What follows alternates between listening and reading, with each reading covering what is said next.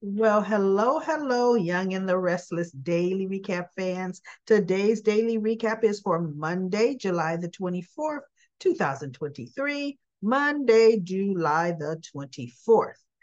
Well, Ashley and Tucker go over to Devon and Abby's new slash old Chancellor Mansion. And they bring housewarming gifts, although with everything that's left in that house, I don't know where there's room to personalize anything. All the artifacts, knickknacks, all of the old wallpaper. I mean, my goodness. Billy Abbott had the right idea years ago. Does anybody remember that? Billy was staying in the Chancellor Mansion all alone. I don't even know if Esther was still there. Jill was doing Jill. Billy decides he's going to completely redecorate.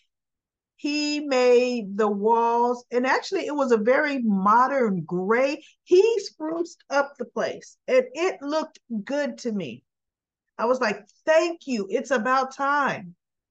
Jill came back into town and walked through the doors and said, oh, heck no. She hit the, and he goes, it was time for a, oh, Jill had a fit. So Jill had that house restored, or that whole downstairs area restored the way it was. Same old wallpaper, everything the way it was. Mm. So there went that. So you know what, Abby? You bet not. You bet not want to modernize it. Although it needs it. Every place the Abbott house needs updating. The only people that update their place and really not to their own choice is the Newman house. And the only reason the Newman house got redecorated is when Sharon burnt it down. Remember that? We ain't gonna get into that story, right? And then it came back, updated, new, loving it, right? So anyway, they're toasting, everybody's happy. Tucker makes this great little toast, a little lengthy. And he and Ashley are giddy looking at each other. And Abby and Devon are like, you guys look happy. And are you? She goes, oh, we are. They finally break the news that we're getting married, which Abby and Devon already knew, but in 3 weeks. And when they said 3 weeks, Abby kind of looked away.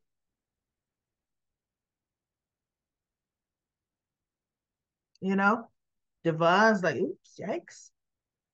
And they're like, okay. So they talked to him a little bit, and they said, we really want your blessing. We want both of your blessings. So Abby says, you know what? I'm okay with it. My main thing is Tucker. I do not want my mother getting hurt like she was hurt before. And he goes, I'm not going to hurt Ashley. And I'm thinking, Ashley's the one doing the hurting. And then Tucker's going to retaliate. But anyway, um, then she goes, then you know what? I'm fine with it. And Tucker looks at Devon. He says, you're awfully quiet. He goes, it's not too much I can't say. I mean, I wish you all the best. I'm fine with it. And so Abby says, you know what? I'm fine with it under one condition. And Ashley says, what's that condition? And Abby says, you let Devon and I host the wedding here at this house. Because they said they wanted to make it small, quaint, not a lot of people. Okay. So she goes, don't look for a venue, have it right here. And Tucker said, I love it. You mean I get to get married in my mother's house? Because isn't it funny? Tucker is Catherine's son, even though we did find out, 15 years ago. But that's his mom's house, right? So he goes, I love it. And I think Catherine would love it too. So, there goes that, yada, yada, yada. Then we have, oh my goodness, y'all, a little tired today. We have Jack finally got back from New York. and he's meeting with Diane and Billy. And they said, okay, so what's the news? What are we looking at? And so Jack said, it's not good. And Billy says, that's disappointing. So can Ashley take her patents? Can she take her patents and possibly, you know, her company? And Jack says, there are loopholes in the original contract. So it's very likely Ashley could take everything that is hers. It all depends on how much she's going to fight for it. And Jack is like, and I'm a fighter for it. So Billy said, look, Jack, let me just say this. And I've already told Diane this. Diane needs to step back from the position. Because Jack said, Ashley, in the contract, if she can show cause for wanting to take her patents and, unlink those companies, she can. And what she's going to use is Diane's past as to show cause. So Billy said, that's one reason, Jack. Another reason, Diane should step back. And Jack's like, no, she has worked hard for her position. And I thought, no, she hasn't. No, she hasn't. Not at all. Remember, whose idea was it to get a C-spot position? Whose original idea was that? It was Diane's. Diane says, I've got an idea. She always has an idea, right? I've got an idea, Jack. A way to stop Ashley in her tracks. This was months ago. She told him, give me a promotion. Give me a good spot. And then Ashley can't say anything about it. And that's when Jack said, oh, well, the chief talent officer is resigning at the end of next month. That's perfect, Jack. See, yeah, there we go. So what is it? Remind me, what did Diane earn? She didn't earn nothing. She didn't earn anything. So no, but he is adamant. Just, oh my goodness, he is hanging on like. And so Billy said, Jack, you're thinking emotionally. Put the company first. I am thinking about the company, and I'm also protecting Diane. And Billy said, you're getting ready to take us into this huge war that we quite possibly will not win, Jack. We're not going to win this. And then where's the family company going to be? And Jack says, oh, this is non-negotiable. Diane goes nowhere. So Billy says, you know what? Fine. Just let the record show. I tried to tell you. Look, I tried to tell you. So Billy leaves, and we have later that Jack and Diane go home, and oh, he's just looking all in her eyes. No, I'm not gonna let nothing happen. No, I love you. And oh, isn't this nice? We got the house too. I said, oh, they're kissy on the couch. Yeah. Abby and Tucker have left. Ashley and Tucker have left Abby and Devon. Ashley comes home. She throws her keys on the credenza and walks into the living room past Jack and Diane and says, how was New York? And she puts her purse on the desk across from Jack and Diane. And he goes, you know exactly how New York went. She says, yeah, I do. Mm-hmm. Yep, I do. You thought you would be able to keep my patents in my company. And so it goes, when are you going to let this go? You would do this to our father's company. She goes, no, you're doing this to our father's company. Same old thing, Let her go. Period. Diane leaves the company. And Jack's like, that is not about to happen. And Diane said, Jack, look, okay, fine. I'm out. I'm out. And he goes, well, what does that mean? And Ashley's looking. She goes, I'm out. I'm out of Jabot. It is not worth this fight. It's just not worth it. So Ashley's just looking at her like, oh, am I supposed to believe that? See, even with Billy's whole thing, Diane temporarily walks away. Ashley's smart enough to put a clause in there that she can't work for Jabot again or have any management position ever, right? She's smart enough to do that. So anyway, Jack says, no, I'm not going to stand for no. She goes, Jack, listen, just not worth it. I mean, to see your fathers and actually the company, go through this, you and the company mean more to me than a position. Diane, blah, blah, blah. But earlier, Diane had told Jack, I have a plan, right? And I think this is her plan. Oh, I'm going to pretend to just want you to. And so Jack looks, but I don't know. I think maybe I have a plan came later. No, because when Tucker comes home, that's the final scene. So, okay. Either way, Jack is like, then you know what? I give up. I'm ending this right now, Ashley. I am gonna sign over everything. I'll sign it. I'll sign giving your patents to you. I'll sign separating everything. And Ashley's just cool, calm, and collected, looking at Jack like, so you're gonna do that, huh? You're gonna choose her over our father's company. She goes, really, Jack? And so Tucker walks in at that time. He goes, what's going on here? She goes, Jack is giving up. He's giving in. And Jack is just looking, and I'm thinking, oh, maybe that is Diane's plan. Because when he said, I'll just sign everything, I thought, that's not Jack.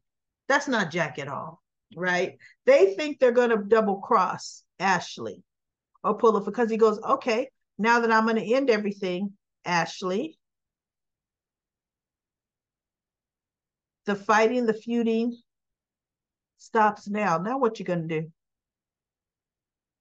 And Ashley should say, okay, well, let's get our lawyers here. Let's get it together because I'm gone. That's what I'm going to do. We'll see what Ashley says today. So that was interesting. Jack pulling that maneuver nobody expected. But now, before Tucker got home, Tucker goes over to the athletic club.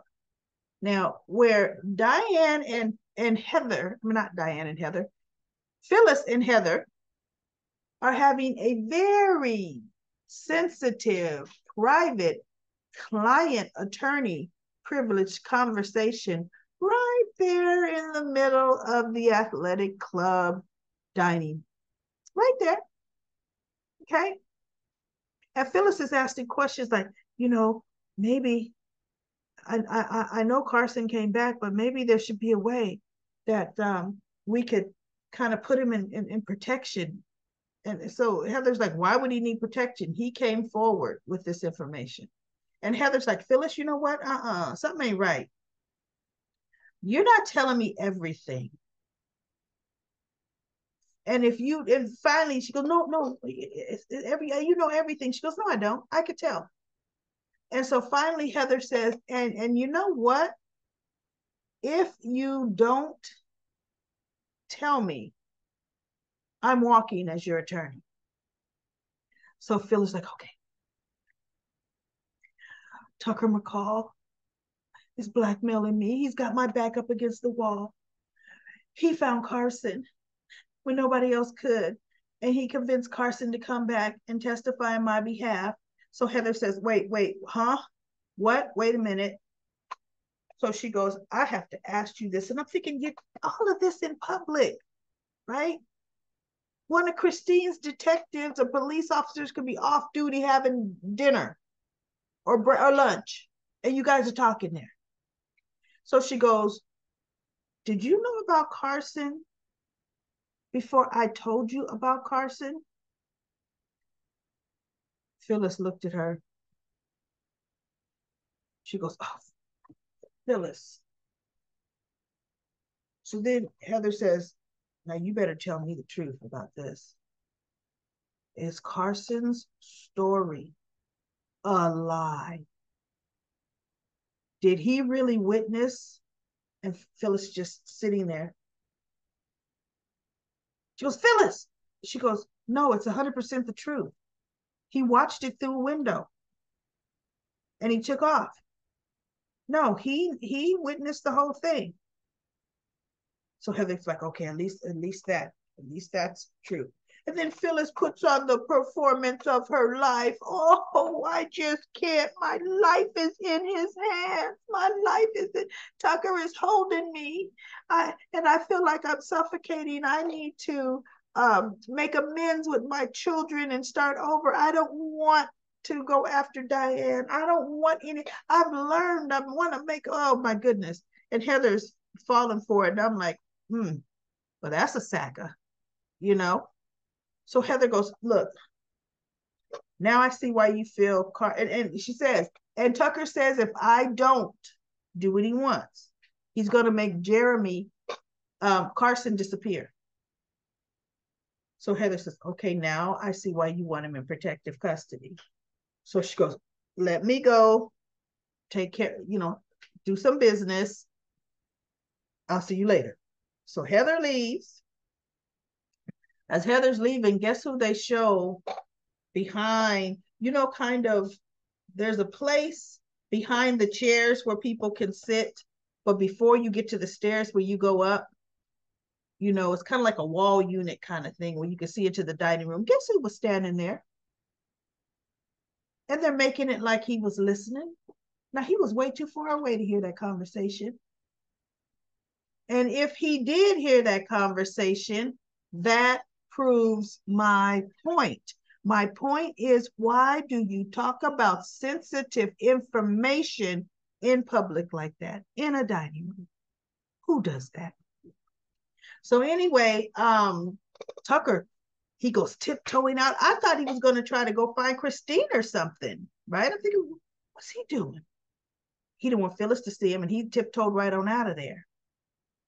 So Billy comes over and he talks to Phyllis, and he was just talking about Summer and how Summer has had to go through a lot, but he sees a lot of growth in her. She's handled herself admirably, but don't break her spirit, Phyllis, because Summer can only handle so much more. She's at a tipping point, So they talk. I mean, it wasn't like a bad talk. And then Heather comes back. And Heather says, I need to speak to Phyllis privately. And Billy says, oh, that's my cue to leave. So Billy leaves and Phyllis stands up and she goes, what's the matter? What's going on? So Heather leans into her and she said, Carson has disappeared. And I thought, well, that's where Tucker tiptoed too. But not who's writing this, everybody? Carson was on the lam. Nobody could find him, right? Carson had a hand in the whole fraud cover-up situation. Carson did. Carson is going to have charges on him. Carson's going to do some time, right? So doesn't that indicate Carson is in police custody? Shouldn't Carson be in the Genoa City jail? Not in prison yet because he hasn't gone to trial, but shouldn't he be in jail? Held without any bail because he is a flight risk. Well, him and Phyllis. Come on now. Phyllis shouldn't be out either. But, they want to see us to see her interact. I said, now how could Carson disappear? They never would have let that man waltz into the police station, make a statement, and say, hey, you know what? You're free to go, criminal. You're free to go. We'll call you when we need you because we know how reliable you are. I just shook my head when Christine said that Carson has seemed to have disappeared. Now, what Tucker's doing with that, my guess is Carson's going to reappear, but only after Tucker makes Phyllis sweat because he told her she better do what he says. And now they're going to make it like he heard her talking to Christine. So we shall see. We shall see what's going to happen because now it really is not going to look good for Phyllis. Without an eyewitness, Christine has free reign, open game to get Phyllis. She really does. So that's it for Monday's episode. I will be back for tomorrow's episode of The Young and the Restless.